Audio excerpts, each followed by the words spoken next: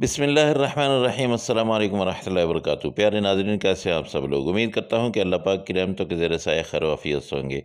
दोस्तों, अल्हम्दुलिल्लाह रोज़े बहुत अच्छे गुज़र रहे हैं, लेकिन अब थोड़ी सी गर्मी आ गई है, तो सोचा आप सब दोस्तों के लिए एक एनर्जी ड्रिंक जो है वो बना दूँ। ये आप बनाएं इफ़्तारी के टाइम। जो मेरे बहन भाई जिनको इफ़्तारी के टाइम बहुत ज़्यादा वीकनेस महसूस हो रही होती है, इंशाल्लाह ये पीने के बाद बिल्कुल हशाश बशाश हो जाएंगे। आपने ले लेनी है 15 खजूरें, उसके साथ आपने क्रीम लेनी है, मिल्क जो फ्रेश होगी वो वाली आपने लेनी है, थोड़ी सी चीनी ले लेनी है और आधा लीटर आपने दूध लेना है। अच्छा, चीनी आपको अगर सूट नहीं करती है, आप शुगर के मरीज़ हैं, तो ये जो खजूरें हैं इन्हीं का मीठा ही आपके लिए काफ़ी हो जाएगा। इनको आपने धो लेना है अच्छी तरह से, और ये वाली काली वाली खजूर आपने लेनी है।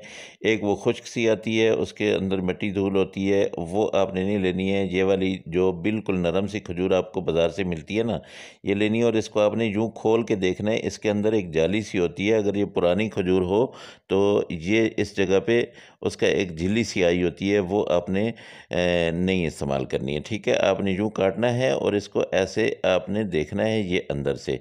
इसकी जहाँ पे गुठली होती है वहाँ पे झिल्ली सी अगर आई हुई हो तो वो आपने खजूर इस्तेमाल नहीं करनी है। ये सारी मैं गुठलियाँ निकाल देता हूँ, इनको मैं बिल्कुल साफ़ कर लेता हूँ, फिर मैं आपको बताता हूँ कि आगे हमने क्या करना है। इस दौरान अगर आप लोगों ने मेरे चैनल को सब्सक्राइब नहीं किया है तो मेहरबानी करके मेरे चैनल को सब्सक्राइब करें और मेरी वीडियो को एक प्यारा सा अच्छा सा कमेंट और एक लाइक दें। अब हम यहाँ पे एक प्लेट लेते हैं, इसमें मैं आपको दिखाता हूँ कि ये वाले 6 केले मैंने लिए हैं। बड़े साइज़ के केले नहीं थे तो मैंने छोटे साइज़ के ले लिए हैं, लेकिन अपने अच्छे वाले केले लेने हैं, बिल्कुल गले हुए। या इनके अंदर एक केले के अंदर ना एक ब्लैक सा वो होता है, अपना लकीर सी होती है, वो वाला केला जो है वो ठीक नहीं होता है, वो कड़वा कड़वा सा होता है। तो ये सारे मैंने छील लिए। अब मैं आपको दिखाता हूँ कि इनकी वो जो लकीर सी होती है, वो जो अंदर एक डंडी सी काली सी बनी होती है, वो कहाँ होती है। इसको अब केले को जब उठाएंगे तो आपने ऐसे तोड़ना है, तो ये यहाँ पे ये जगह पे आपको वो काली सी नज़र आएगी, वो वाला केला आपने इस्तेमाल नहीं करना है। इसको मैं ग्राइंडर में डालूँगा। पहले आपने केले और खजूर इकट्ठी ही डालनी है और थोड़ा सा दूध डालना है इसमें। वो थोड़ा सा दूध डाल के आपने इसको अपना ग्राइंड करना है। जब ये अच्छी तरह से ग्राइंड हो जाए, एक चीज़ मैं आपको बता दूं, जब आप खजूर डालते हैं तो ये जो मशीन होती है ना, जो आपकी ब्लेंडर मशीन है, ये खामखा की भारी हो जाती है। ये कभी भी नहीं सोचें कि आप जो है मिल्क शेक कर रहे हैं तो ये आसानी से वो हो जाएगा।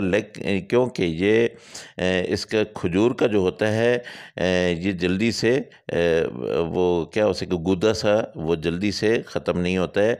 तो इसलिए खजूर को आपने अच्छी तरह से ग्राइंड करना है। उसके बाद आपने बाकी जो दूध है वो आपने डाल देना है। अब ये देखें, ये आधा मैंने दूध डाला था, उसको मैंने अच्छी तरह से ग्राइंड करके अब ये बाकी जो दूध बच गया है वो मैं डाल देता हूँ। इसके साथ ही जो मेरे पास क्रीम पड़ी हुई है वो भी डाल देता हूँ। तो अब ये इसको मैं एक बार फिर चलाऊँगा।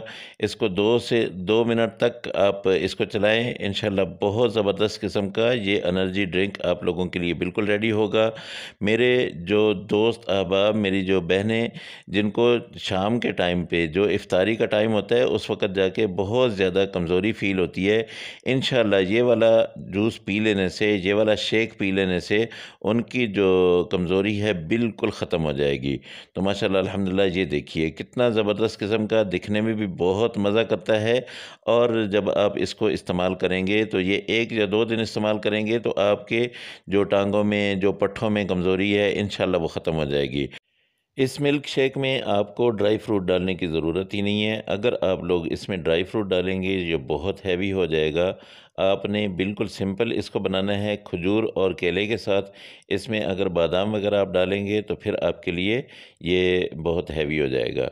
तो अल्लाह पाक की रहमतें, अल्लाह पाक की नेमतें आप सब लोगों के घरों में बारिश की तरह बरसती रहें। अल्लाह पाक आप सबको अपनी हिफ्ज़ अमान में रखे। मेरे जो दोस्त परेशान हाल हैं, अल्लाह पाक उनकी परेशानियों को दूर करे। जो बीमार हैं, अल्लाह पाक उनको शिफ़ाए कामिला अता फ़रमाए।